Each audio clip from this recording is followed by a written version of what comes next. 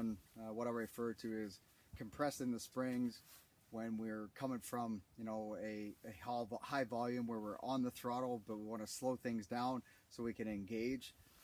There's a lot to be said about how we can compress the springs so we're in a stable platform to be effective as quickly as we possibly can.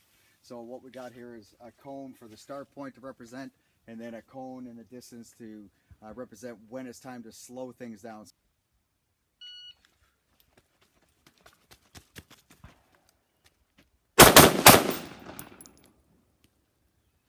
We know we want to move from point A to point B as quickly as we possibly can, so we're going to hit the throttle, but it's also important that we ease off the throttle when we come into that next potential danger area, or that next area that we definitely need to be in a position to present the gun and be able to fire effectively.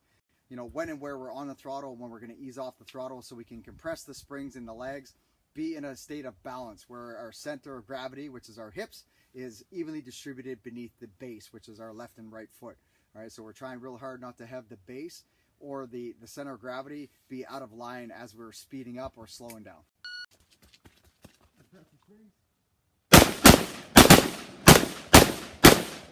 So what you'll notice is as we're getting to this pylon, which represents anything, a corner or another threat danger area, we're gonna leave from that cone at, you know, a good pace where we can get there quickly, and then as we get close to that potential danger area, slow things down, head up, gun up, position our feet beneath our hips so we're in balance.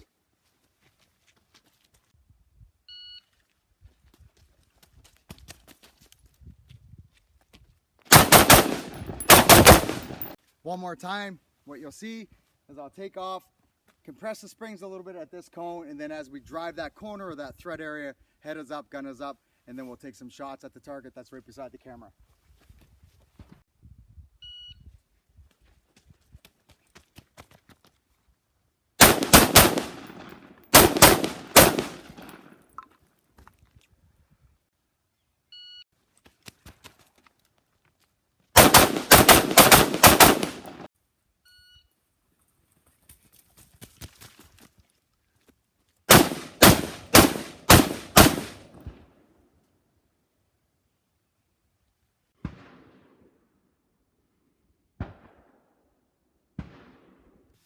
Alright guys, so hopefully that helps.